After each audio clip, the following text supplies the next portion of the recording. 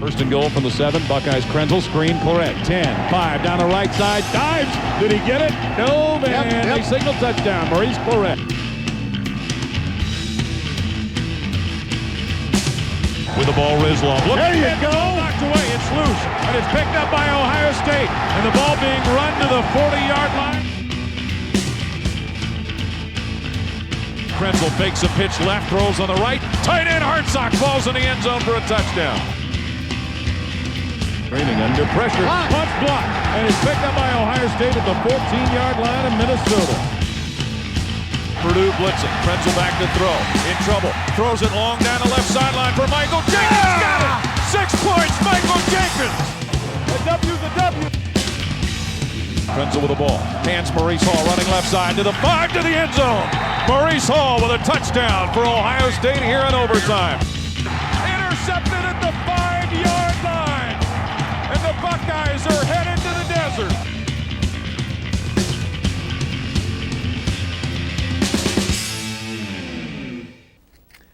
Hello and welcome to A Time and Change, the story of the 2002 Ohio State football team.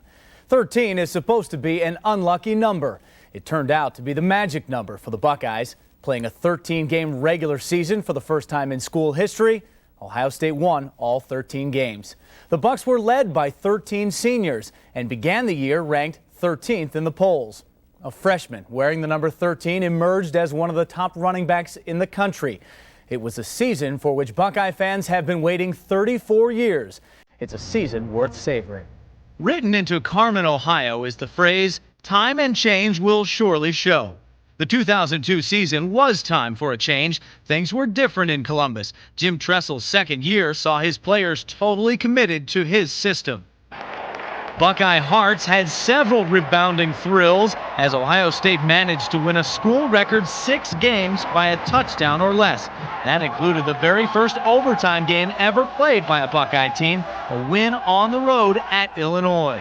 The year began in summer's heat against Texas Tech and ended in winter's cold against Michigan. It was quite a test of endurance as no Buckeye team had ever played a 13-game regular season schedule and no squad had ever played 12 straight Saturdays. The 113th season of Ohio State football was both historic and record-breaking, highlighted by several outstanding performances, leaving many singing Ohio's praise. True freshman Maurice Claret burst onto the scene by running for 175 yards against Texas Tech and 230 more against Washington State. When it was all over, despite playing through a couple of injuries, Claret set new freshman records for the season for carries with 199, yards with 1,190, touchdowns with 16, and 7 100-yard games. Named Big Ten Player of the Week twice, the Conference Freshman of the Year quickly became a fan favorite. You know it's a special year when a wide receiver leads the team in interceptions. Chris Gamble played red zone defense early in the year, preserving 2 games with fourth-quarter picks in the OSU end zone, before pulling double duty the whole way in the Penn State game. The last 5 games of the year saw Gamble playing both wide receiver and cornerback, the first full-time two-way player at Ohio State since Paul Warfield. Quarterback Craig Krenzel put the Buckeye offense in the right place at the right time. His near error-free football was the difference. Completing almost 62% of his passes, Krenzel threw just 5 interceptions, the fewest by a Buckeye quarterback who played the entire season since Cornelius Green in 1974. His solid decision-making made him the perfect on-field extension of his head coach. His 14-1 record as a starter personified Ohio State's will to find a way to win. In just 1 year's time, place kicking for the Buckeyes went from a real problem to one of the team's strong points. Mike Nugent converted 23 straight field goals at one point, passing the school record by 8. He also set new single-season marks for field goals made with 24 and for points by a kicker with 111. The sophomore also booted 8 kicks of 40 yards or more, again, a new single-season record. In all, he set 7 Buckeye marks in 2002. Michael Jenkins emerged as a playmaker on offense. The junior wide receiver hauled in 57 catches for 1,031 yards and 6 touchdowns. For his career, he ranks 7th in OSU career receptions with 106 and 6th in total yards with 2,019. Jenkins also caught passes in 25 consecutive games, a streak he took into the Fiesta Bowl. The Buckeye defense dominated opponents all season long. Only one team, Texas Tech in the opener, topped 20 points in a game, while 3 of the last 4 teams Ohio State faced failed to find the end zone. In fact, only 16 touchdowns were allowed all year. Opponents also managed just 54 second-half points and scored under 13 points per contest on average. In addition to Mike Nugent, the special teams were outstanding. Punter Andy Groom averaged 44.6 yards a kick, several of which came at crucial times in the game. His key punts against Wisconsin and Penn State earned him Big Ten Special Teams Player of the Week honors. On punt coverage, the Buckeyes blocked 4 kicks while tackling the punter on another occasion. Despite individual efforts, it was the work of 105 Buckeyes that made this team Big Ten champions. Ohio State has cranked out NFL prospects for years, but a better Buckeye team, in the true sense of the word, may not have ever existed. It was that teamwork that added up to back-to-back wins over Michigan for the first time in 20 years. It was that teamwork that allowed Ohio State to become just the 9th in NCAA Division I history to have a 13-0 regular season. And it's teamwork that would permit OSU a chance to be the first with a 14-0 record. The last line of the alma mater, "How firm thy friendship, Ohio," is a perfect description of the 2002 Ohio State Buckeyes. The seasons will pass and the years will roll, but the memories of this 2002 season will never tarnish. To the 40, down the right side, Claret. To the 20, to the 10, and Maurice Claret into the end zone. The 2002 season began on a pair of historical notes. The opener with Texas Tech on August 24th represented the earliest start in school history, and the Buckeyes were faced with their first ever 13-game regular season schedule. Ohio State captured momentum from the opening kickoff.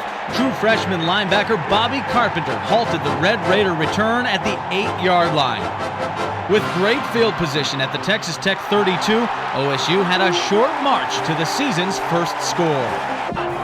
Sophomore Lydell Ross burst into the end zone from a couple yards out, and just 3 minutes into the game, the Buckeyes led 7-0. Field position was not so kind on Ohio State's second drive, beginning from its own 4. On 3rd and 5, quarterback Craig Krenzel displayed good decision-making and quick feet on his way to a 23-yard scramble. 3 plays later, a Buckeye legend was born. Buckeyes up a touchdown, trying to convert on 3rd and 1. Krenzel will hand to the tailback, Maurice Claret, over right tackle to the 50-yard line. To the 40, down the right side, Claret. To the 20, to the 10, and Maurice Claret into the end zone as he busts past the defense, and the true freshman gives Ohio State a 2-touchdown lead. Joselo Hansen had the last shot at him, but Maurice Claret runs it to the house. Claret added to the historical tone of the day by becoming the first true freshman to start his first game at running back since World War II. This run showed why less than 1 quarter into his OSU career, Buckeye fans were already nuts for Maurice Claret. Texas Tech got on the board on the last play of the opening stanza. Cliff Kingsbury spotted Carlos Francis on 4th and 2, and Francis sprinted into the end zone untouched, cutting the Buckeye lead to 14-7. 2.5 minutes into the second quarter, Ohio State put together a 10-play, 75-yard drive, capped by Lydell Ross's second touchdown plunge of the day. Buckeyes 21, Red Raiders 7. The OSU defense flexed its muscle late in the half, with Tech set up 4th and goal from the Buckeye 1. Matt Wilhelm broke through the line to drop the Red Raider ball carrier for a loss. At halftime, the 21-7 lead stood. The Buckeyes came out after the intermission, determined to blow the game open. Craig Krenzel found Michael Jenkins for 22 yards and a first down in Texas Tech territory at the 45. OSU's offensive line began to dominate the less physical Red Raiders, opening giant holes along with a 28-7 lead. Maurice Claret alone in the backfield behind 4th-year junior quarterback Craig Krenzel. Tight end Hamby motioning to the right. Claret the give. Up the middle, 45, 40. Right side to the 30. Maurice Claret to the 20, to the 10. Count them off. Touchdown again. Maurice Claret. Makes it look easy, doesn't it? For the second time in 3 possessions, though, Tech advanced into the OSU red zone. For the second time, Ohio State's Silver Bullets came up with a big play as Dustin Fox intercepted a pass at the goal line. Showing versatility, the Buckeyes took to the air again, moving downfield with 2 completions. Ohio State's offense was kicking itself last season with kicking problems. Mike Nugent put that in the past, drilling a career-high 45-yard field goal. Suddenly, the Buckeyes had a commanding 31-7 lead. The Red Raiders were frustrated by OSU's pass rush most of the day. C. Grant wrapped up Cliff Kingsbury for one of the Buckeyes' 7 sacks on the day. On offense, OSU ran for 317 yards, and it was more than just Clarett and Ross. Maurice Hall had 74 yards, 20 on this carry. Clarett, though, was the story, scoring from a yard out, his 3rd of the day. He joined Howard, Hopalong Cassidy as freshman running backs who scored 3 touchdowns in their first collegiate games. The Youngstown native carried 21 times for 175 yards on the day, the 3rd most in a game by a true freshman ever at Ohio State, and the 3rd highest total in a season opener by any back in school history. The OSU scoring ended with backup quarterback Scott McMullen's 1-yard touchdown keeper, and the Buckeyes opened the 2000 season with a 45-21 win. First and goal from the 7. Buckeyes Krenzel, screen, Clarett, 10, 5, down the right side, dives. Did he get it? No, man. They signal touchdown. Maurice Clarett. For the 2nd straight week, Ohio State got off to a fast start. After a 3-and-out defensively, Kent State's punt was partially blocked by Donnie Nicky, giving the Buckeyes the ball at the Golden Flash's 31-yard line. 5 plays later, Maurice Clarett found the end zone from 2 yards out, and less than 3 minutes in, Ohio State enjoyed a 7-0 lead. A couple of minutes later, that lead grew. Eddie Beckles, the tailback. Joshua Cribbs in the backfield with him, working out of a shotgun. And Cribbs rolling to the left, looking to throw from his 20, fires it upfield, intercepted. And it's Michael Doss coming up the left side, moving to the middle at Kent State's 30, 25, all the way to the left of the 20. Doss, 10, 5, and Michael Doss with his 4th career touchdown as he picked that pass off and just danced into the end zone. Ohio State gets a score on offense and gets one on defense to take a 13-0 lead. For the Thorpe Award candidate, it was his 4th career touchdown, but just his 1st by way of an interception return. Quarterback Craig Krenzel was on target early. He completed his first 11 passes, including this 33-yard strike to Chris Gamble. It was part of a string of 12 straight completions, tying a school record. Showing the Buckeyes incredible depth at tailback, sophomore Maurice Hall made it 21-0 with this burst through the line on the way to a 28-yard score. It was the first time he found the end zone in his college career, starting a trend for the day. The season's first touchdown pass came from Craig Krenzel, who spotted Maurice Clarett. The freshman phenom showed his athleticism by leaping over a Kent State defender and the goal line for a 28-0 Buckeye lead. That lead grew to 38-0 when the OSU defense made another big play. It's their 2nd and 10 at their own 30-yard line, down 31-0. Cribbs alone in the backfield, out of a shotgun, flags thrown as Cribbs throws right side. Intercepted, A.J. Hawk moving up the left side to the 20. 10-5 touchdown for freshman A.J. Hawk on the interception. There are penalty flags down. Let's see what they're about. If the score stands, it's the 2nd today for Ohio State's defense. Another true freshman making plays, giving credibility to a recruiting class that was ranked as high as 2nd in the nation. After 2 Kent State touchdowns at the end of the 2nd quarter, Ohio State got back on the board in the 3rd.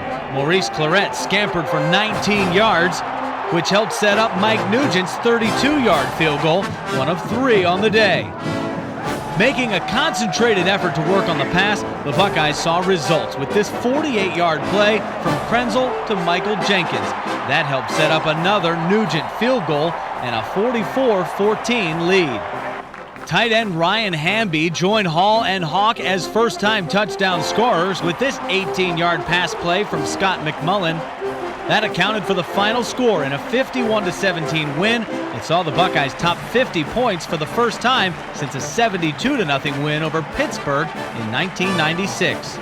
For Dawson Nugent, their performances earned them Big Ten Player of the Week honors. On top of his interception return for a touchdown, the senior safety had 3 solo tackles. Struggling last year, Nugent was on his way to a kicking renaissance. After 3 field goals against Penn State, he was a perfect 4 for 4 in 2002 with 3 kicks of 40 or more yards. Floats it up the middle. Darling catches, but Take it away! Take it away! Tyler Everett steps in front of Darling and picks it off. There was considerable hype for the 3rd game of the season. 10th-ranked Washington State was the visitor for 6th-ranked Ohio State. It was the first time since 1978 that the Buckeyes hosted a top 10 non-conference matchup in Ohio Stadium. On the game's first play from scrimmage, Craig Krenzel took to the skies, picking up 33 yards on this connection with Michael Jenkins, moving the ball to the Cougars' 32-yard line. For the 3rd straight game, the Buckeyes' opening drive would produce points, as Mike Nugent gave OSU a 3-0 lead from 45 yards out, matching his career high set in the season opener. Washington State's Heisman candidate, quarterback Jason Gesser, moved the Cougars through the OSU defense with precision. This screenplay to Jonathan Smith netted Washington State 39 yards. 3 plays later, Gesser put the Buckeyes behind for the first time all season with a 5-yard touchdown to DeVar Darling on this fade route and a 7-3 Cougar lead. After an OSU 3-and-out, the Cougars were on the move again. John Tippins took a draw and darted 18 yards into OSU territory. The Buckeye defense stiffened, and Washington State head coach Mike Price decided to gamble on 4th and 6 from the OSU 38. OSU pressured Gesser, though, into an incompletion, setting the tone for a defensive struggle for the rest of the first half. Lydell Ross managed to find an opening on the 2nd play of the 2nd quarter, picking up 36 yards off the draw. That set up Mike Nugent's 43-yard field goal, which cut the lead to 7-6. Washington State's special teams were not so successful. A bad snap on a field goal attempt turned the ball over to Ohio State at its own 15-yard line. The second half was a different story. Krenzel, he threw for a touchdown last week. Hands to Claret, who runs it wide to the left behind blocker. 10, 15, Claret to the 20, 25, 30. On the move to the 40, and Claret dragged down at midfield by Eric Coleman. Gains a first down. Freshman Maurice Claret, welcome back. That run jump-started the offense as well as the entire team. After Krenzel tucked the ball in for a key first down conversion on 3rd and 4, Claret showed all his great attributes in one single run. His combination of speed and power took the Buckeyes down to the 3-yard line and took him over 100 yards rushing on the day. The next play, Claret powered into the end zone, and Ohio State had its first lead of the day at 13-7. While Washington State was anxious to counter the Buckeyes' score, Matt Wilhelm turned in a play that is one of the most athletic you'll see by a linebacker, tipping the ball to himself and making the interception. After another Nugent field goal, the next Cougar mistake came from its special teams. Another bad snap proved costlier than the first, this one out of the end zone for an Ohio State safety and an 18-7 lead. As the 4th quarter began, the Buckeyes were determined to control the clock with their running game. After Claret moved the Bucs inside the Washington State 30, Craig Krenzel showed his quickness and intelligent decision-making by scrambling for 29 yards, setting up 1st and goal. Krenzel asked for quiet from the crowd. He's under a center. Krenzel with the ball. Hands Maurice Claret over right guard. Touchdown. Maurice Claret, his 2nd of the day. Throws the ball across the end zone to the official, and the Buckeyes add more to their lead. Claret was already over 160 yards on the day with 2 touchdowns and already established himself as the new Buckeye fan favorite.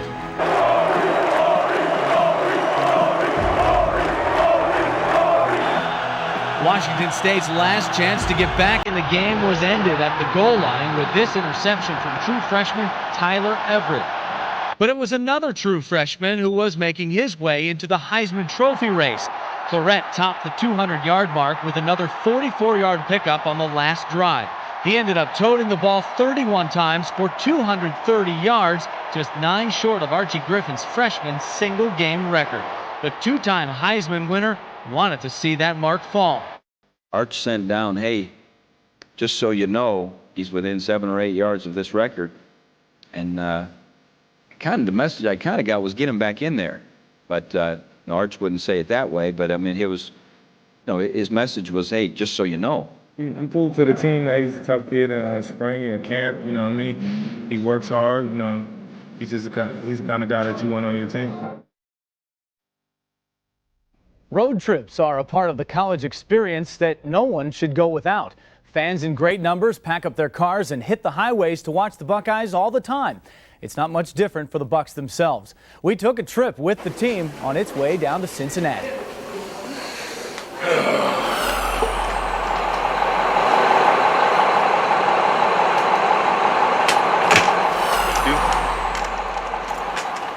Hey. This is a documentary.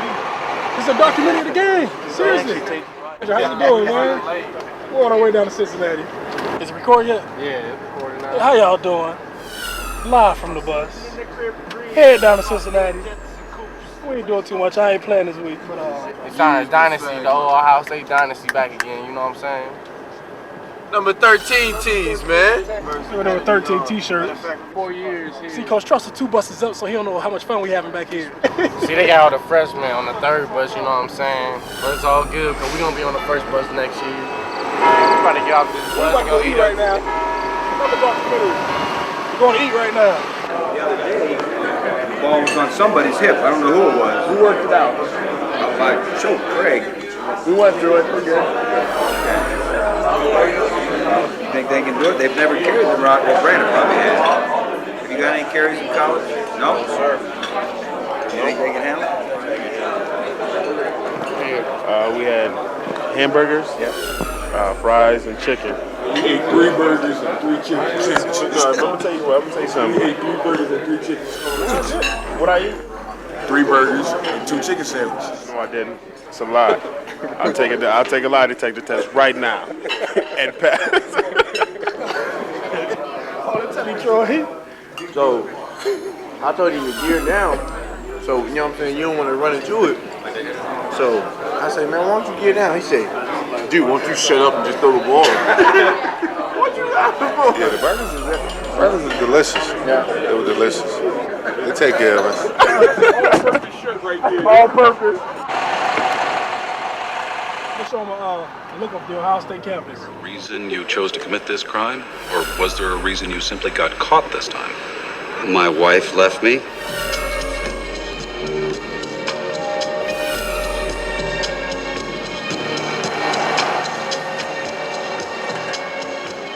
Or 10 dress for practice. Red. Come on, red. Red. Red. Come back in green. You guys really have them man. Bless the hands that have prepared this meal. In Jesus' name we pray. Amen. Senior. A little bit of everything, a little medley. That's how kickers do, man. Just cut in front of people. I was already here. Shut up. What you gotta get a little pasta, carbohydrates, a little meat, a little protein.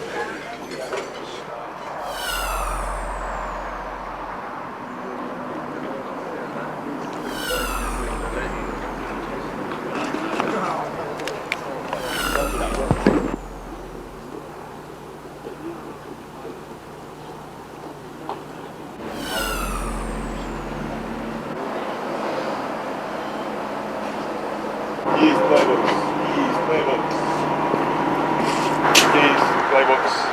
Take them.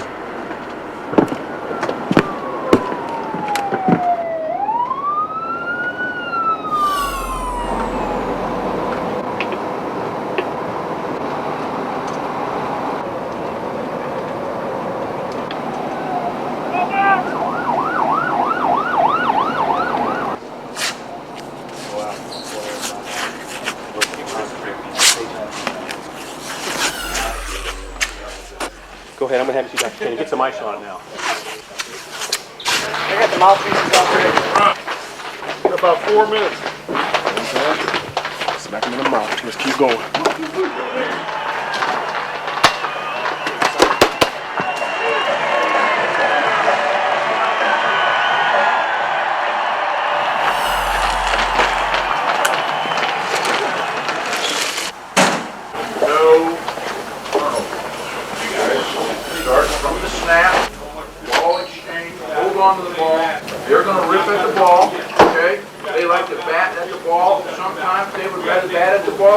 tackle you, hold on to the ball. When you catch the ball, hold on to the ball. Okay? You're going to get a cheap shot. You're going to get a push after the whistle. You're going to get all that kind of stuff. You've got to walk away from it. Okay? Get on the ball and kick their ass. And when the whistle blows, get back in the huddle, back on the line, whatever, and kick their ass again, and do it again, and again, and again.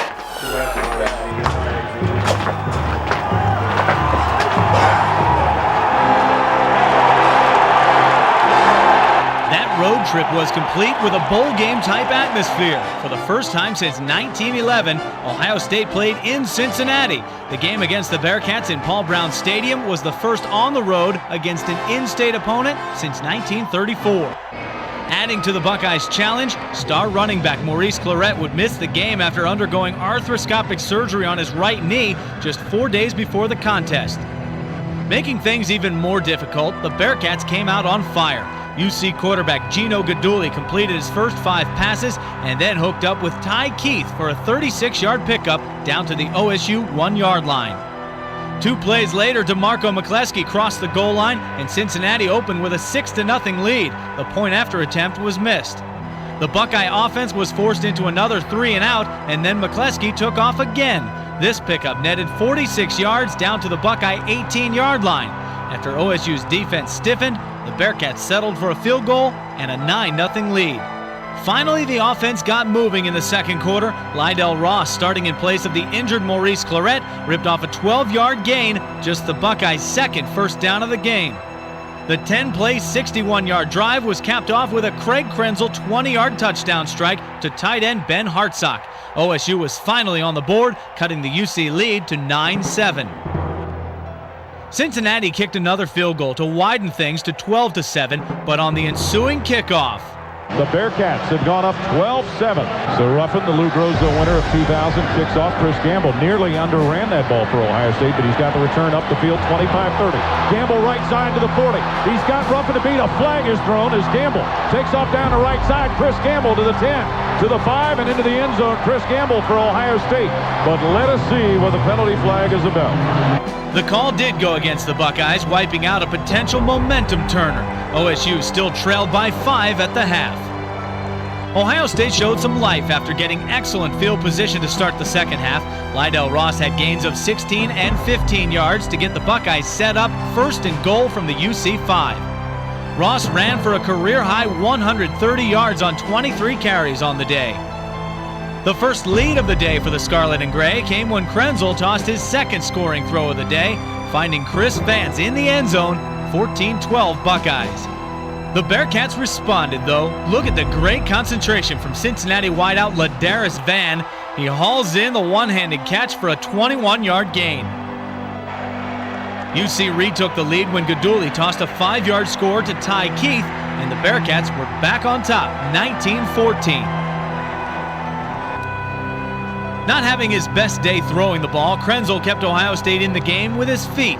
He picked up 21 yards on this scramble, taking the ball down to the Cincinnati 6-yard line. A Mike Nugent field goal later, and the lead was cut to 2. From there, the OSU defense took over, well, sort of. Helping out in man coverage, wide receiver Chris Gamble was playing in the defensive backfield in the red zone defense, and he made a huge play, intercepting Guidugli in the end zone on his first play on defense in the game. Not to be outdone, one of the Silver Bullets' own made the next big play. 2nd and 7. Bearcats at the Buckeye 44-yard line. Guidugli with the ball, drops in midfield, looking to throw, and he's blindsided and dropped. Football came loose, and Ohio State's got it. Darian Scott leveled Gino Guidugli, popped the football loose, and Ohio State has it in Cincinnati territory as Guidugli is guilty of the second turnover of the day for the Bearcats. Then the sluggish OSU passing game came to life. Facing a crucial 3rd and 10, Krenzel found Mike Jenkins, who picked up the necessary yards after the catch to move the chains. With just under 4 minutes to play, Ohio State surged ahead. Craig Krenzel showed athletic ability, twisting into the end zone for a 6-yard touchdown that put the Buckeyes ahead 23-19 after a failed 2-point conversion attempt. With 4 fourth-quarter comebacks for wins in his first 13 collegiate games, Gino Guidugli was again in position for heroics. Sure enough, he took the Bearcats all the way to the OSU 15-yard line with just 48 ticks on the clock. The first 3 shots into the end zone were close, but all 3 fell incomplete. Cincinnati's upset bid came down to 4th and 10 from the 15-yard line. Everybody set on 4th and 10.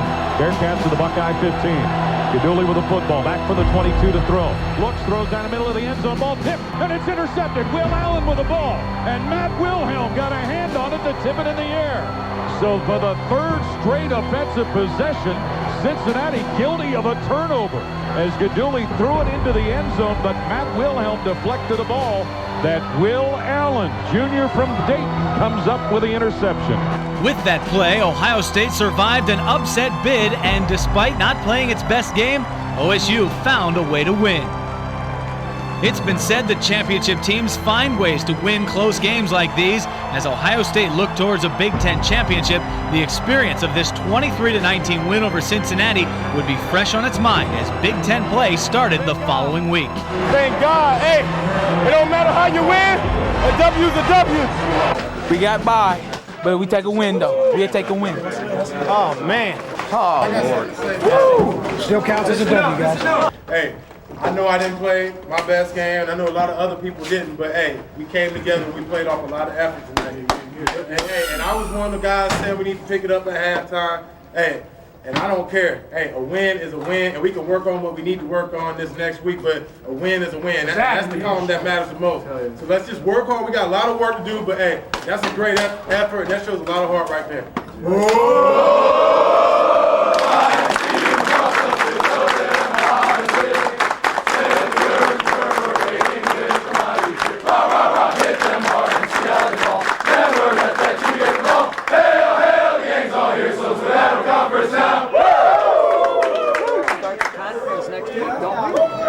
Yes. Give Claret round the right side. Touchdown, Maurice Claret. His second of the day. The Big Ten season kicked off with the conference's most lopsided rivalry of all series, pitting Big Ten schools. Ohio State's 60 wins against 12 losses and 5 ties over Indiana is the most one-sided. That included the last 9 consecutive meetings falling in the Buckeyes' favor. OSU proved it had some new tricks for the second season. Facing a punt situation on its first drive, Ohio State called for a fake, which was perfectly executed by Donnie Nicky to the tune of 28 yards. Even though no points came from it, the play served notice to the Hoosiers that there was plenty they hadn't seen on film of the Buckeyes. One staple in the OSU offense is Maurice Claret. Showing no ill effects from his new knee surgery 1 week prior, the freshman powered his way to a 7-yard gain on 4th and 1. 3 plays later, Claret put the first points on the board, capping a drive in which he carried 8 times for 33 yards. Ohio State led 7-0. Indiana then moved 48 yards in 10 plays, getting a career-high 49-yard field goal from Brian Robertson to cut the OSU lead to 7-3. The previous 2 weeks, Ohio State struggled with the pass on offense. Confidence has built midway through the second quarter when Craig Krenzel found Michael Jenkins over the middle. He turned it into a 27-yard gain down to the IU 1-yard line. Every single person in the 104,000-plus crowd knew what was coming next: Maurice Claret. Indiana wasn't fazed, though. The Hoosiers marched downfield, aided by a wide-open screen to fullback John Panazzo. He scampered 41 yards into red zone territory at the Ohio State 12-yard line. 2 plays later, IU wasn't kidding around when Jabron Hamden tossed a 17-yard touchdown pass to Tyke Spencer. Ohio State's lead had shrunk to an uncomfortable 14-10. With just over 2 minutes remaining in the half, Ohio State was likely looking at running out the clock since the Buckeyes got the ball to start the third quarter. But Chris Gamble's return changed that thought. He picked up 28 yards out to the OSU 40. Indiana was flagged for a late hit, giving OSU excellent field position at the Hoosier 45. Krenzel went to work quickly. Chris Gamble made another big play, picking up yards after this short route and turning it into a 21-yard gain. 2 other 15-yard passes moved the Buckeyes inside the Indiana 5 in a hurry. Krenzel was looking more and more comfortable in the pocket. Once again, Maurice Clarett would not be denied. Fighting off a defender, he stretched the ball out over the goal line for his 3rd touchdown of the day, which stretched the OSU lead to 21-10 at the half. 4 straight Maurice Clarett carries ushered in the 3rd quarter. Just when Indiana started bracing themselves for more Maurice. 3 receivers, Clarett their lone setback, and a give Gamble on a reverse, coming left to right, 40-yard line, 35, 30, down the right side, Chris Gamble, 10-5, touchdown, Chris Gamble on a flanker reverse. He was in a slot to the left, circled around to the right, and raced 43 yards to the house. The Buckeye playmaker finally found the end zone for his first career touchdown.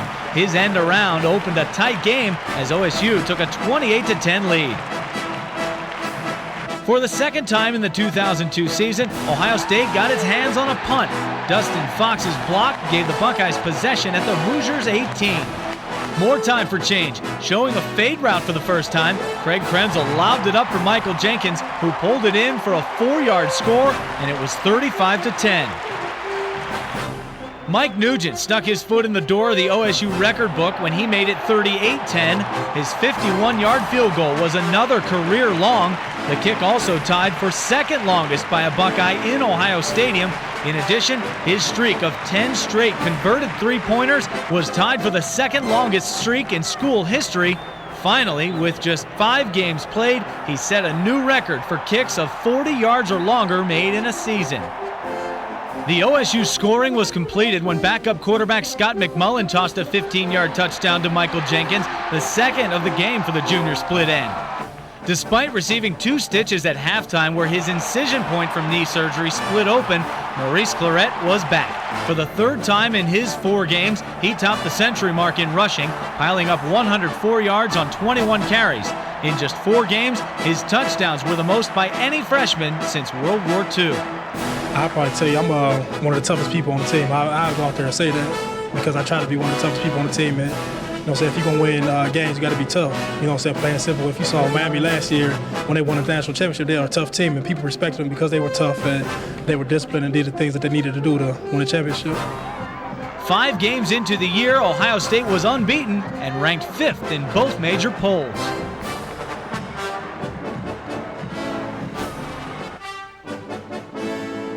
The snap, fakes the hand, sets from the 40, pulls the trigger left side, got his man at Northwestern's 40. Michael Jenkins, after gaining the first down, is shoved out of bounds around the 32. The season's 2nd road trip took the Buckeyes to Evanston, Illinois. Ohio State had won 22 straight over Northwestern and hadn't lost at Ryan Field since 1958. Freshman running back Maurice Clarett finally showed a human side, fumbling the ball twice in the 1st quarter. The Wildcats capitalized on the 2nd miscue and the great field position with a 26-yard field goal. For just the 4th time since 1971, Northwestern held a lead in a game against the Buckeyes. Trailing 6-0, the Buckeye offense finally got moving. Craig Krenzel completed a 23-yard pass to Michael Jenkins, moving OSU into enemy territory. A 6-play, 6-yard drive was capped off by a 3-yard score from Lydell Ross. That gave Ohio State its first lead of the day at 7-6. Northwestern played far better this day than its 2-3 record indicated. The Wildcats roared back, moving downfield to set up their 3rd field goal of the day for a 9-7 lead. On Ohio State's next play, Krenzel went up top to Chris Gamble, connecting on a 48-yard gain, at that point the longest pass play of the season. 4 Maurice Clarett runs later, he crossed the goal line and Ohio State had taken the lead back at 14-9. Once again, though, Northwestern didn't lay down. Brett Bossanet dropped a screen pass to Jason Wright, who wiggled 29 yards inside the OSU 5-yard line for 1st and goal Wildcats. But the Buckeye defense stiffened. On 3rd and goal, Will Smith got his hand on a pass, and the defense got a big lift when the field goal try was missed 1 play later. Ohio State went into the half clinging to its 14-9 lead. The 2nd half began with a special teams boost from the Buckeyes. Chris Gamble returned the 3rd quarter kick 56 yards to the Northwestern 44, putting the offense in great field position. Mike Nugent made sure that didn't go to waste, booting a 41-yard field goal. It was his 10th straight converted three-point attempt of the year, and it stretched the Bucs' lead to 8. After a second missed field goal by Northwestern, OSU faced 3rd and 7 from its own 24-yard line. Craig Krenzel scrambled for a 15-yard gain, part of a 62-yard rushing day for the Buckeye quarterback. The drive continued down to the Northwestern 20. Buckeyes owners of a 17-9 lead. Northwestern showing a blitz. Give Claret right side, 20-yard line, 15, 10, 5 to the corner. Claret in the end zone. Touchdown, Maurice Claret. His second of the night. He saw the hole closing up, so he just sped right through it. Claret's second score of the day added up to a 24-9 OSU lead. It wasn't enough to make the Wildcats quit, though. On 3rd and long, Bassinet found a wide-open John Schweigert for a 36-yard pickup into OSU territory. After an OSU penalty kept the drive alive, Jason Wright hit pay dirt from 9 yards out, just the second rushing touchdown allowed by the Buckeye defense all year. Heading into the fourth quarter, it was a 24-16 game. The lead grew to 11 with Mike Nugent's second three-pointer of the game, this one good from 30 yards out. The Buckeye defense flew around in the fourth quarter and began laying some serious hard hits on Northwestern receivers. 2 Wildcat turnovers sealed Northwestern's fate. First, C. Grant stepped in front of a pass for the team's 8th interception of the year. And Dustin Fox put the exclamation point on the win with this big hit that knocked the ball loose for Donnie Nicky to scoop up. And Ohio State returned to Columbus with a 27-16 win. Despite the win, though, the Buckeyes weren't completely satisfied. There were 3 fumbles and 5 untimely penalties. Even though Ohio State was 6-0, they knew they needed to continue to get better.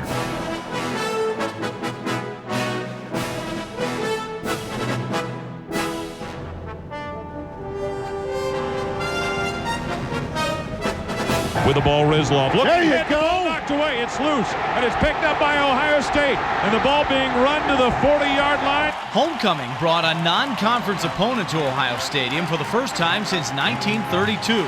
San Jose State was on the other sideline as Ohio State looked to snap a 2-year homecoming losing streak.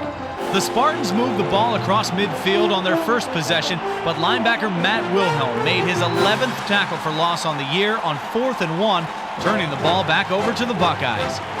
Determined to make the offense more balanced, OSU came out passing. The first 2 plays saw Craig Krenzel connect with Michael Jenkins on gains of 19 and 15 yards, respectively. Maurice Claret got the call the next 3 plays, which totaled 14 yards, ending on a 1-yard touchdown run. After missing a field goal on its second possession, the Spartans decided to gamble on 4th down again. Needing 9 yards, San Jose State quarterback Scott Rizlov was pressured by C. Grant and hurried his throw incomplete. Once again, the Buckeyes capitalized on the mistake. Mike Nugent made the lead 10-0 with a 37-yard boot, his 13th straight field goal converted, dating back to the 2001 season. The Spartans fought right back. Scott Rizlov screened to Lamar Ferguson, netted 35 yards after the 5'5" running back scooted through several Buckeye defenders, moving the ball down to the OSU 45-yard line. San Jose State then moved inside the 10 when it caught the OSU defense with a quick snap, resulting in a 9-yard touchdown pass to Charles Pauling. With the lead cut to 3, the Buckeyes took to the air once again. 2 Craig Krenzel passes netted 31 yards. Joe and Maurice Claret in the eye. Jenkins wide right, Vance wide left. Craig Krenzel getting the play set at the line of scrimmage as he barks out the call in Spartan territory, and Krenzel's going to go on top from the 45. Goes long down the middle for Vance at the 4, and he falls into the end zone after making the grab. Lean forward for the ball, and Chris Vance with a touchdown catch from Craig Krenzel. He got behind Melvin Cook's second time of the year. Vance has gotten into the end zone, and Ohio State up 16-7 on. For the first time all season, the Buckeyes scored a touchdown with a long pass. Finally, in the 7th game, a deep passing threat began to emerge. The Spartans then marched down to the OSU 10-yard line before the momentum of the game changed. Ohio State adjusting defensively, now showing a blitz. With the ball, Rizlov. Look, there you go. Knocked away. It's loose, and it's picked up by Ohio State. And the ball being run to the 40-yard line. Defensive end Mike Kudla came up with a football. I think it was Darian Scott who drove into him and separated Rizlaw from the football. And freshman Mike Kudla from Medina comes up with a pigskin, and Ohio State gets a turnover. Sensing it could take charge of the game, Ohio State pressed on. Maurice Clarett picked up 20 yards on a draw play. On the next play, Krenzel went back to Jenkins for the 6th time in the first half, picking up 18 more yards. The drive was completed on this Clarett 5-yard TD, his 14th of the season, setting a new school record for touchdowns by a freshman. His mark eclipsed the 13 scored by fullback Joel Payton in 1977 and quarterback Art Schleister in 1978. At halftime, the Buckeyes led 24-7. The skies remained friendly to the Buckeyes in the second half. Krenzel spotted Chris Gamble in a one-on-one coverage situation and made a perfect strike for a 47-yard gain. It helped to set up another Mike Nugent field goal and a 27-7 lead. The defense came out with a purpose after halftime. Matt Wilhelm's hit jarred the ball loose, and Darian Scott emerged from the pile with the pigskin at the San Jose State 12-yard line. The score climbed to 34-7 when Krenzel found Clarett for a 7-yard score, which included a leap that looked identical to his touchdown catch against Kent State. For the 4th straight possession, the Spartans turned it over on a fumble. This one was knocked loose by Robert Reynolds, with Donnie Nicky providing cleanup. The next play, Krenzel threw a perfect strike to Michael Jenkins for a 40-yard score, a new career high with his 3rd touchdown pass of the game, and just like that, Ohio State led 41-7. Lydell Ross added another touchdown in the 4th quarter, increasing the score to 48-7. Then Mike Nugent completed the scoring with a 28-yard field goal. It was his 15th consecutive made three-point attempt, tying Vlade Yanikiewski for the school record. It was also the 11th straight field goal he made in Ohio Stadium, breaking Yanikiewski's mark in that category. After receiving criticism for a one-dimensional offense, Ohio State threw for 355 yards, part of a 567-yard outburst on the offensive side. Quarterback Craig Krenzel completed 11 of 14 passes for 241 yards and 3 touchdowns. Michael Jenkins caught 7 passes for 136 yards. More impressively, the Buckeye defense held San Jose State to 0 yards rushing in the game. The Spartans only attempted 13 rushes, the fewest ever by an Ohio State opponent. Furthermore, OSU allowed just 15 total yards in the second half of play. And against a team that was leading the nation in turnovers, the Buckeyes caused 4 fumbles while turning it over themselves only once. Overall, it was an impressive outing heading into the first big test of the season. We played well today, but we did make some mistakes. So it's going to provide a good opportunity for us to go watch the film, correct our mistakes. At the same time, we did play a good football game today, which is kind of what we needed rolling into a big game next week against Wisconsin. After a 7-0 start, things were looking very good for Ohio State. There were quality wins over Texas Tech and Washington State, while a couple of tight games on the road were great for character building. The real challenges, though, were still in front of the Buckeyes. Krenzel fakes a pitch left, throws on the right. Tight end Hartsock falls in the end zone for a touchdown. The season's first big road test came in Week 8. 4th-ranked Ohio State traveled to Wisconsin to face a dangerous Badger team coming off back-to-back losses. Things started very well for the Buckeyes. On the game's first play from scrimmage, Maurice Clarett ripped through the Wisconsin secondary for a 25-yard gain to the midfield line. Before the Badgers knew what happened, OSU had struck again. Krenzel, the junior quarterback from Utica, Michigan, marks out the call and looks to throw. Left side guns it, and he hits Jenkins to the 40. He's by the defender to the 20, to the 15, to the 10, and Michael Jenkins right to the house as Ohio State gets 6 in a hurry, and they've jumped out on top of Wisconsin 6-0 off the opening kickoff. 1 minute and 30 seconds into the game, Ohio State enjoyed a 7-0 lead. After alternating possessions, Wisconsin's offense got loosened up. Anthony Davis took the ball into Ohio State territory on first down. 2 plays later, Davis put the Badgers on the board, taking off down the sideline for a 41-yard touchdown scamper and pulling Wisconsin even at 7-7. The Buckeyes countered with a big play of their own. Craig Krenzel went up top, finding Chris Gamble for a 48-yard pickup down to the Wisconsin 32-yard line. That was all Mike Nugent needed to get into the OSU record book. His 27-yard field goal was the 16th straight he had connected on, passing Vlade Yanikievsky for most consecutive field goals made. It was also the 15th successful kick in as many tries in the 2002 season for the sophomore, giving the Buckeyes a 10-7 lead. Next came a gift from the Badgers. A bad snap exchange resulted in a fumble that Mike Doss was more than happy to cover up. Mike Nugent again converted another 3 points early in the second quarter, and the Buckeyes upped their lead to 6.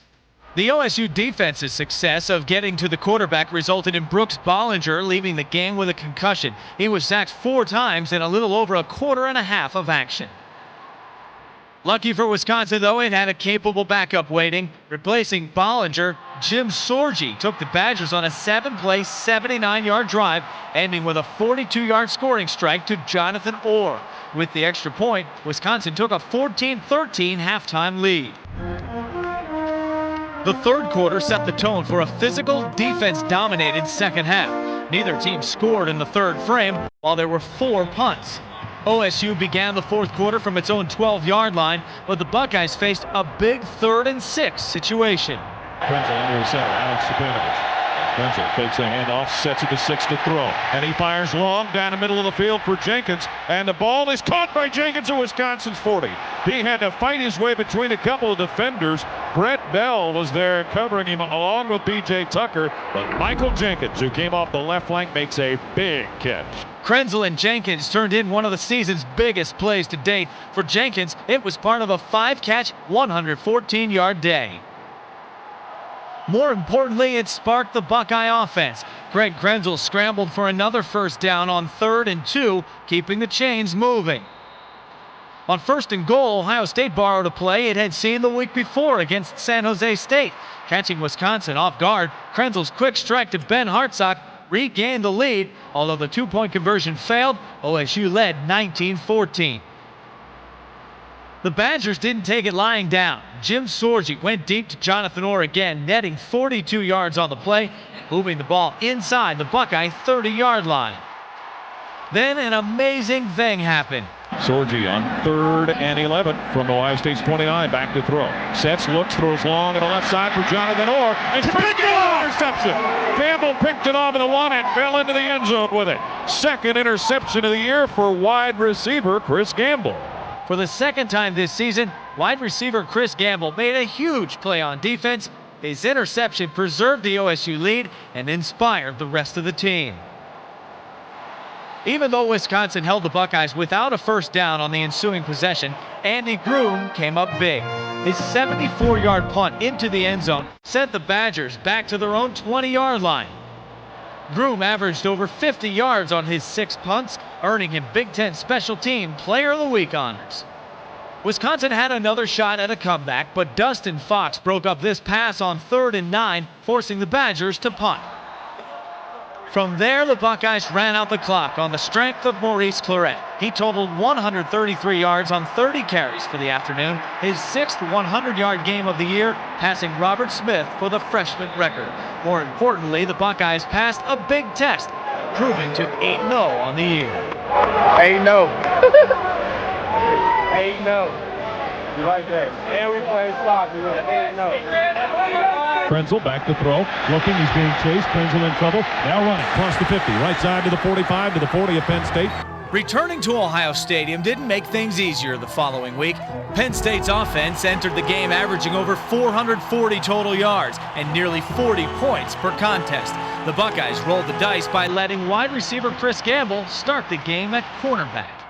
Just as he had done the previous week, Maurice Clarett broke off a long run early. This 30-yard pickup on the second play of the game allowed the freshman to top the 1,000-yard mark on the season. But his services would be lost after his 4th carry of the day. A nagging shoulder injury flared up again, and Clarett's day ended with 39 yards gained.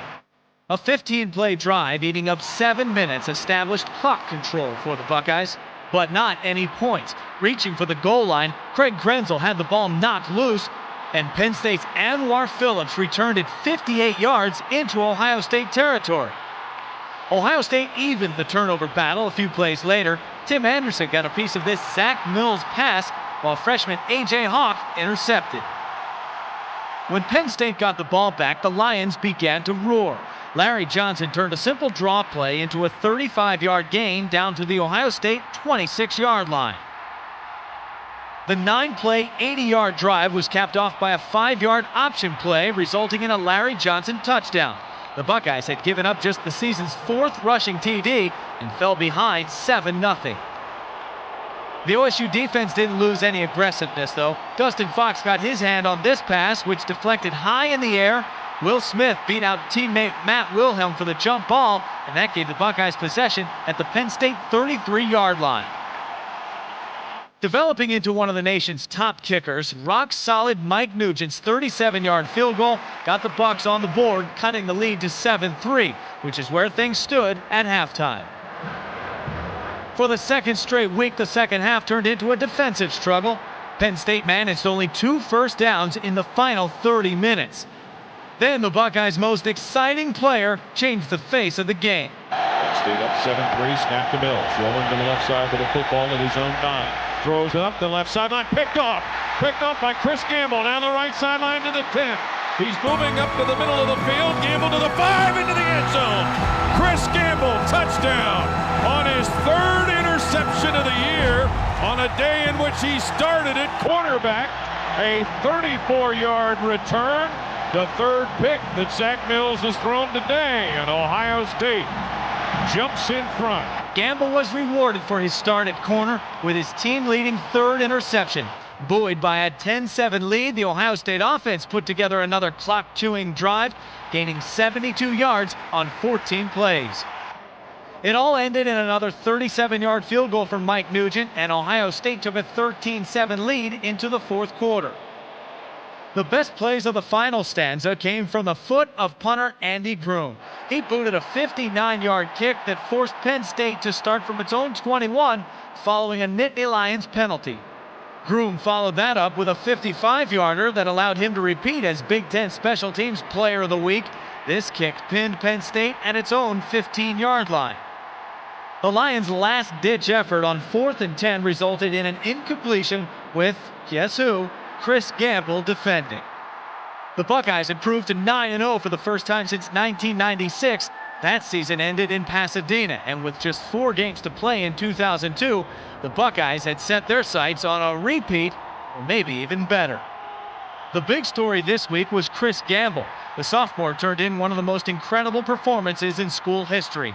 He became the first Buckeye since Paul Warfield in 1963 to play both offense and defense extensively in the same game.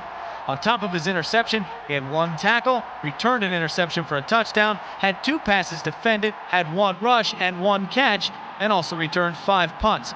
He was on the field for 95 plays, just shy of 70% of the entire game. In today's busy bottom line world, it's easy to see that Chris Gamble is excellent at multitasking. But you don't have to take my word for it. Just ask Chris himself. This is Ohio Stadium, where 100,000 people watch the Buckeyes perform. There's one guy, though, who seems to be a little bit more tired than others. Here you go, little man. Enjoy the game. Thanks, Chris. Program, get your program. I found out what number 7 is playing today.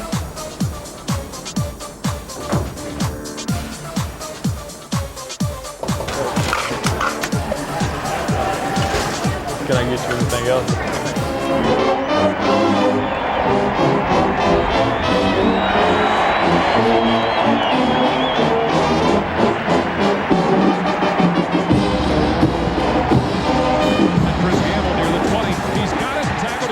Wide receiver, Sunrise, Florida, Chris Gamble. Fights on for Antoine Burns. Broken up at the 5 by Chris At Gamble. cornerback from Sunrise, Florida, Chris Gamble. Gamble back for the punt. All week in, week out, this guy has been everywhere. And now let's check in with our sideline reporter. Guys, Chris Gamble is everywhere today. It seems like there is nothing he can't do.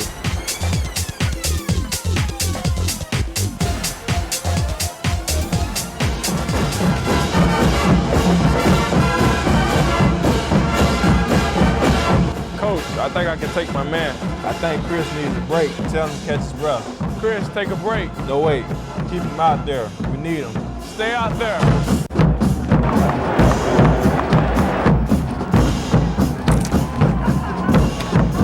Hey, Chris. Lock up when you're done. Thank you. If you're going to do a job, do it right. For Eyewitness Sports, I'm Chris Gamble.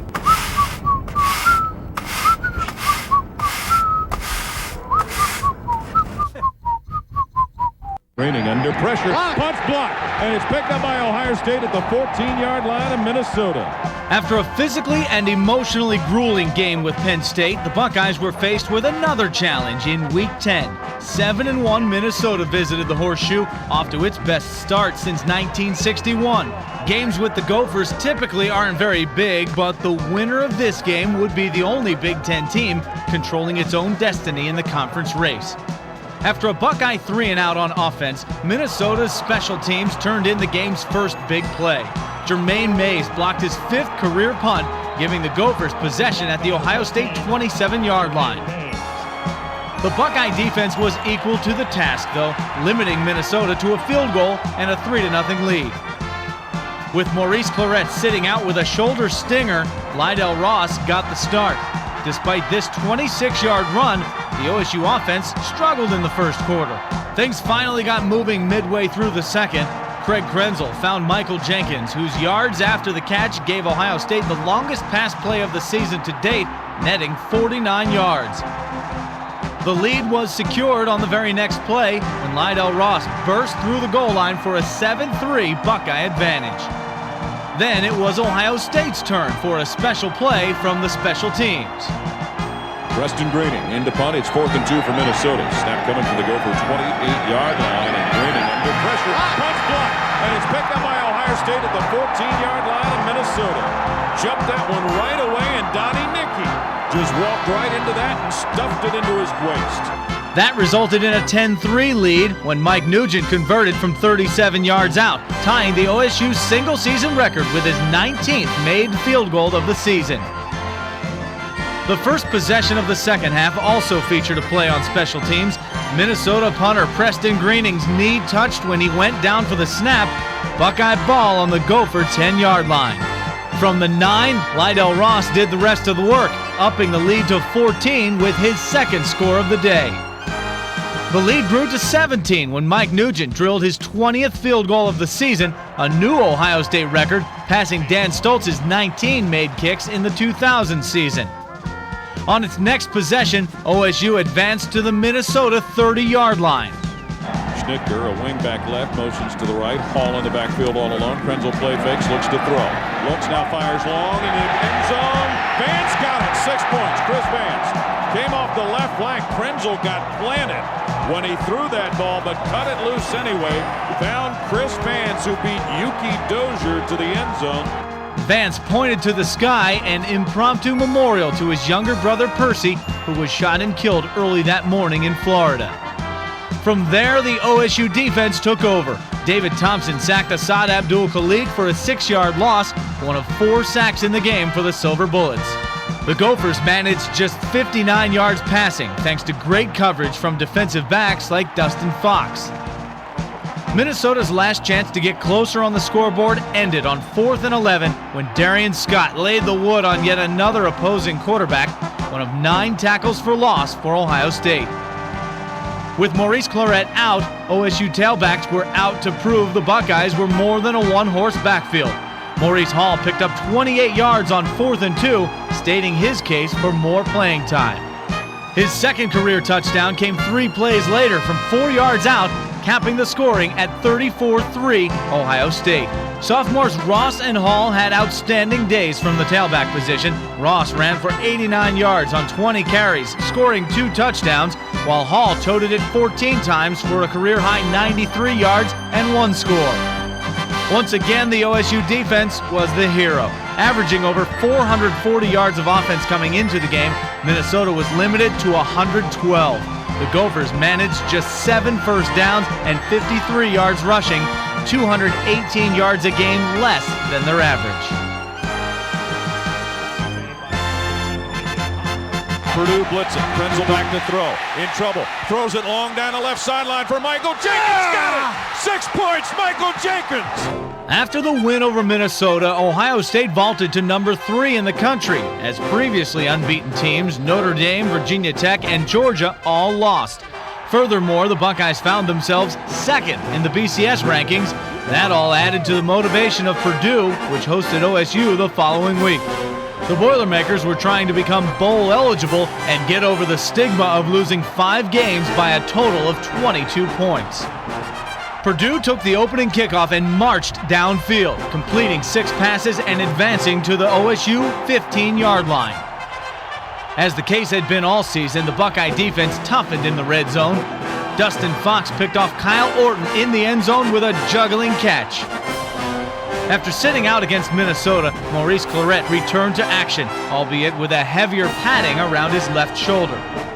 However, Ohio State struggled in third and short situations all day. Craig Krenzel's pass was tipped and intercepted by Purdue's Nico Kutavides, who returned it down to the OSU 23-yard line.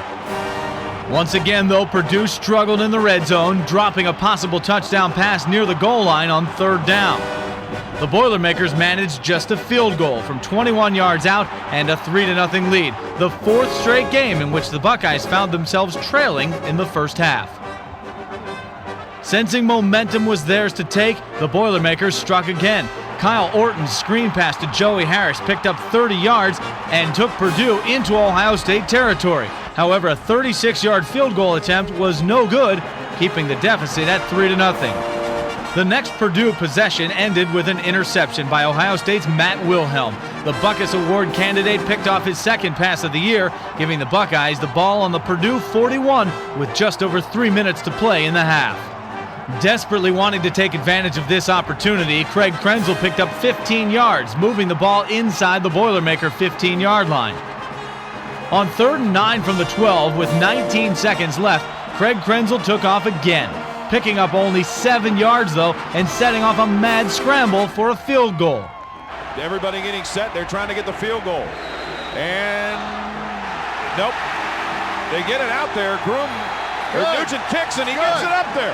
Oh, my goodness. I think Ohio State now, we've got one official waving that it shouldn't count. There is all kind of mass confusion, and the officials really did a poor job in administering. Field goal is ruled good. Replays showed that the officials were correct, and Ohio State evened things out at the half, 3-3. The 3rd quarter was a defensive struggle. Darian Scott registered his team-leading sack number 7.5 on a key 3rd down play. The next play saw the Buckeyes block their 4th punt of the season as Michael Jenkins got his hands on the kick. However, Ohio State couldn't convert it into points, and the game remained deadlocked at 3 headed into the 4th quarter. Purdue freshman quarterback Brandon Kirsch entered the game in the 2nd half, and after getting adjusted in the 3rd quarter, he took advantage of a blown Buckeye coverage early in the 4th.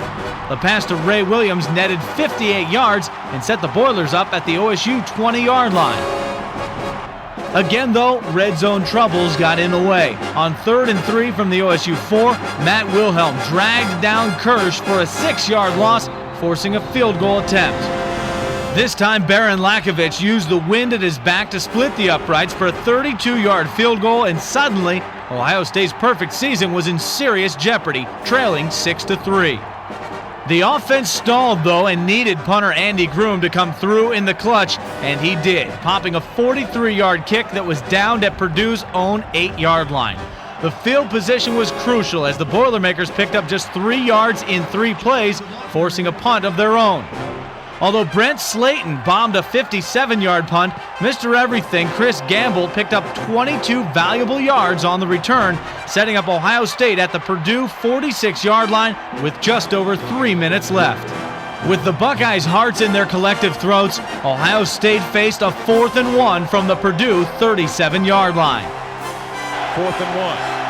Krenzel under center. Purdue blitzing. Krenzel back to throw. In trouble. Throws it long down the left sideline for Michael Jenkins. Got it! 6 points, Michael Jenkins, as Krenzel hit him on the fly down the left side of the field. And somehow Ohio State found a little magic that has eluded them all day. Incredibly, Craig Krenzel and Michael Jenkins turned in one of the most memorable plays ever in Ohio State history.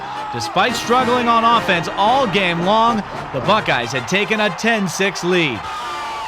All of it would quickly be forgotten, though, if the OSU defense couldn't hold one last time. And for the fourth time this season, Chris Gamble was in the right place at the right time on defense, intercepting Purdue's desperate heave. All four of Gamble's picks came at a time when they were needed most. Playing a very hungry and desperate Purdue team, Ohio State managed to prevail on the road. The defense was once again outstanding, taking its streak to 11 quarters without a touchdown allowed. None of the Buckeyes' 4 road games were pretty, but showing the mark of a true champion, Ohio State found a way to win all 4. The 11th win brought the season's defining play. The Buckeyes found a way to win by throwing a 37-yard touchdown on 4th down. The moment would be forever frozen in time in the minds of Buckeye fans and in the hearts of Buckeye players. I think they brought a blitz off the edge, and our offensive line and backs did a great job picking it up. Mike ran a great route. When I stepped up and saw that he had to step on his man, I just delivered the ball. I knew all the guys wanted it. I mean, we needed this. This is kind of like our season right here, and they wanted to spoil it, but it was a great feeling. Jenkins is wide open in the end zone, and your jaw just hits the floor, and just pure excitement just rushes through the body. And, the fact, with a minute left in the game, we've overcome a lot of adversity and come out with a huge victory in a hostile environment. Just a huge game for us.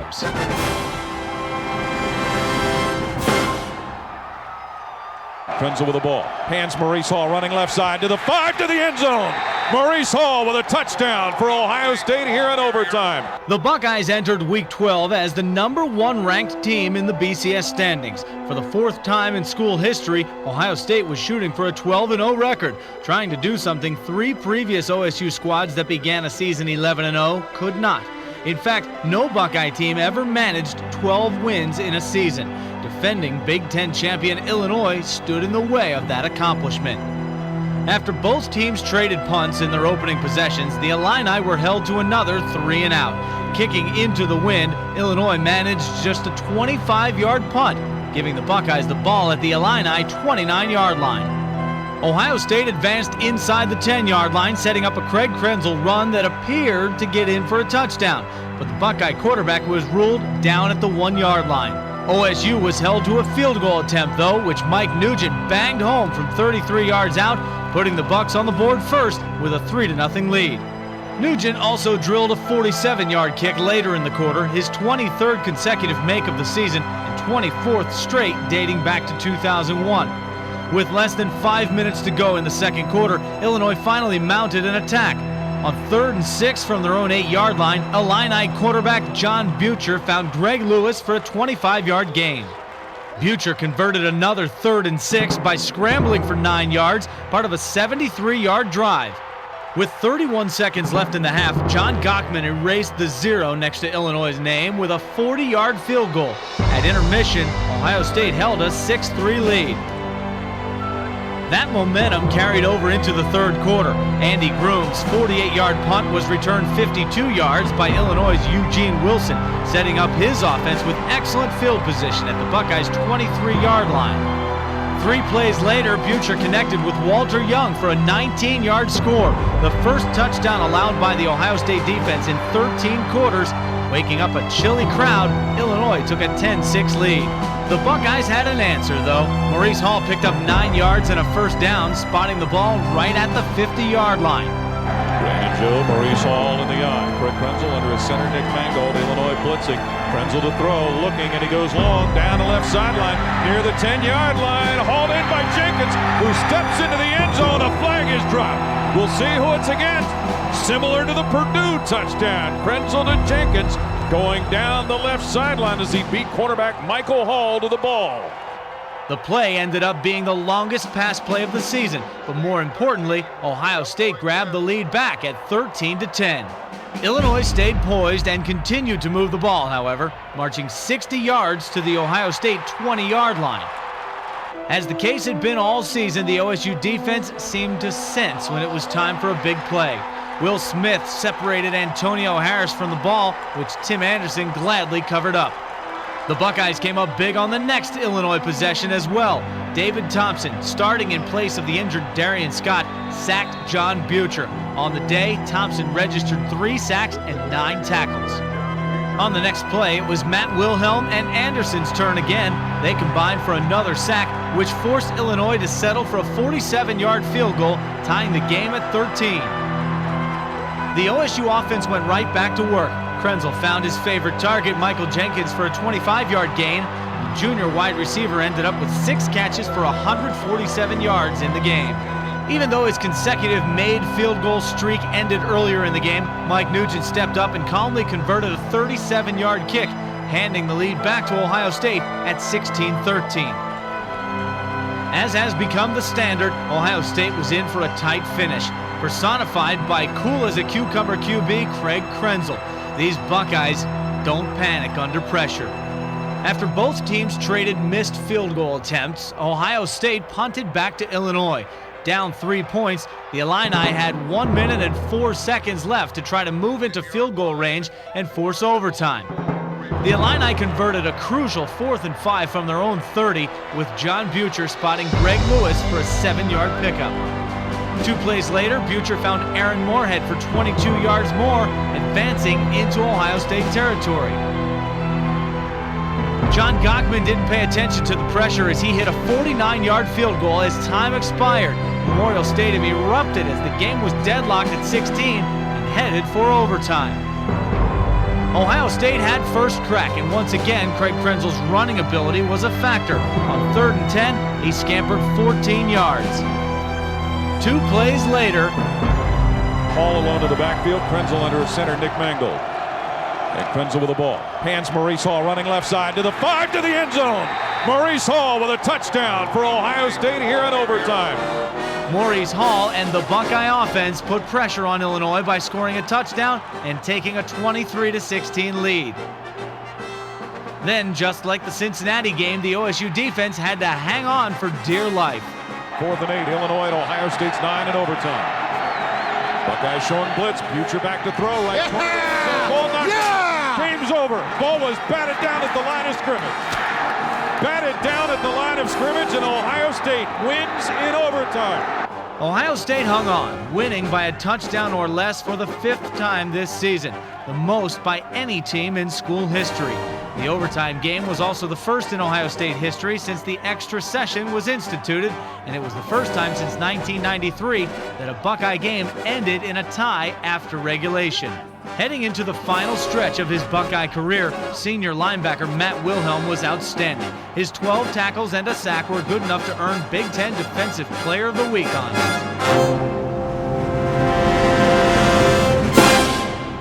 Being 12-0 is one thing.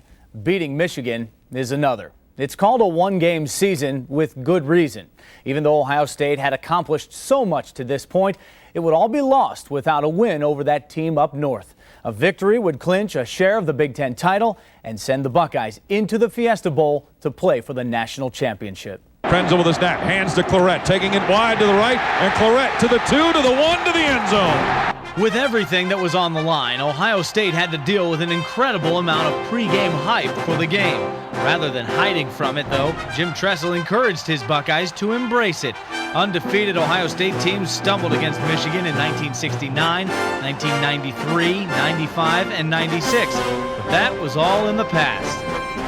Michigan's first possession showed that the Wolverines had a lot to play for, too.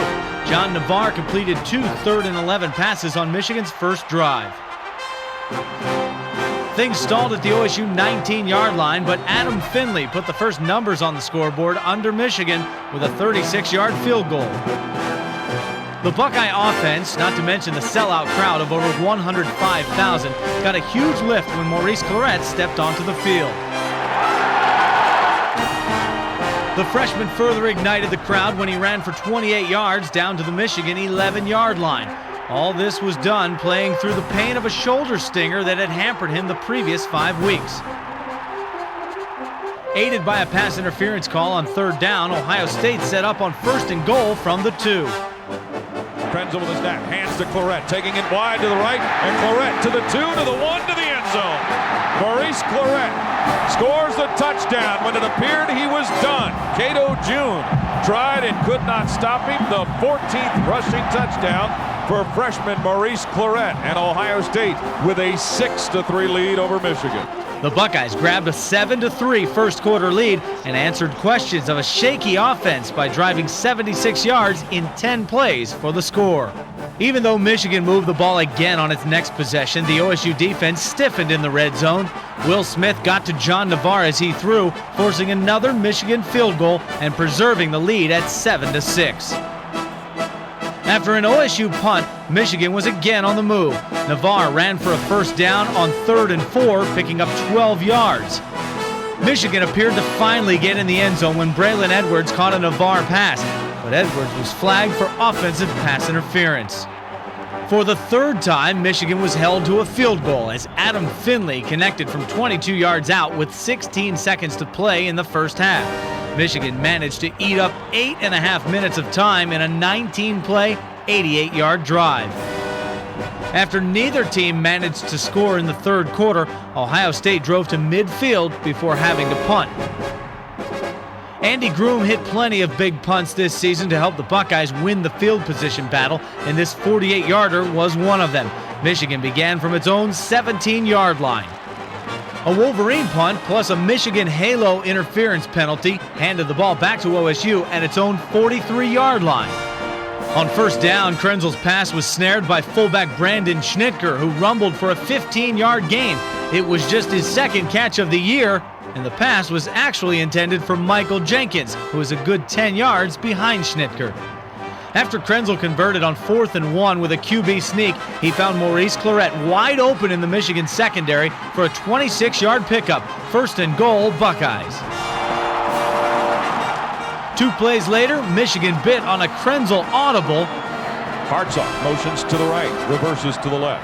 Krenzel with the ball, option, pitch, Hall, right side, 5-yard line, touchdown, Maurice Hall. Bring back the option, and Ohio State scores it in the right corner of the end zone. And Maurice Hall, who scored in overtime last week, gives the Buckeyes their 2nd touchdown of the day and their first lead in a while over Michigan, 13-9. Thinking it was an off-tackle run to the left, Michigan was fooled, leaving the option play wide open. Ohio State took control with 4:55 left in the game, leading 14-9. Crunch time in the 4th quarter had become Buckeye time in the 2002 season.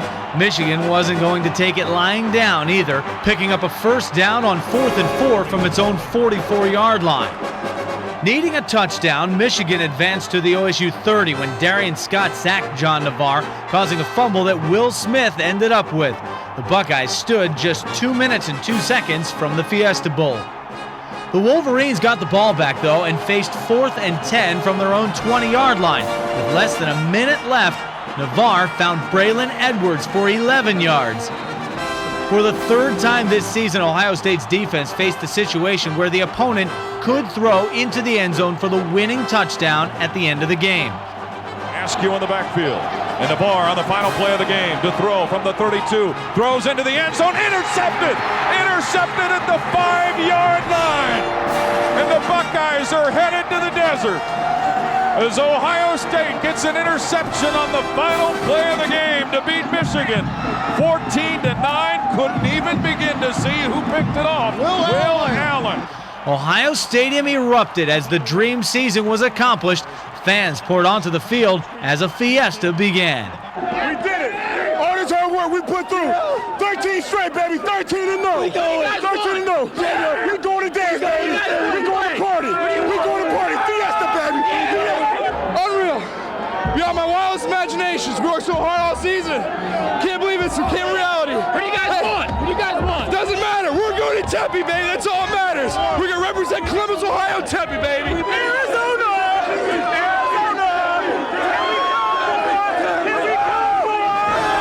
The Buckeyes had done it, winning a share of the Big Ten championship, the 29th in school history and first since 1998. It was the first time since 1979 that Ohio State had finished a regular season undefeated and just the 11th time overall in OSU history. After playing in just 2 of the past 4 games and seeing limited action in those appearances, Maurice Clarett ran for 119 yards on 20 carries. He also caught 2 passes for another 35 yards, giving him 154 of the Buckeyes' 264 offensive yards. But the best part of the day came after the game was over. Coach, 13-0. What a year. On that, based on the board of directors, all our volunteers, and many, many sponsors back in the Valley of the Sun, we'd like to invite Ohio State University to the Tostitos Fiesta Bowl for the next national championship. We accept.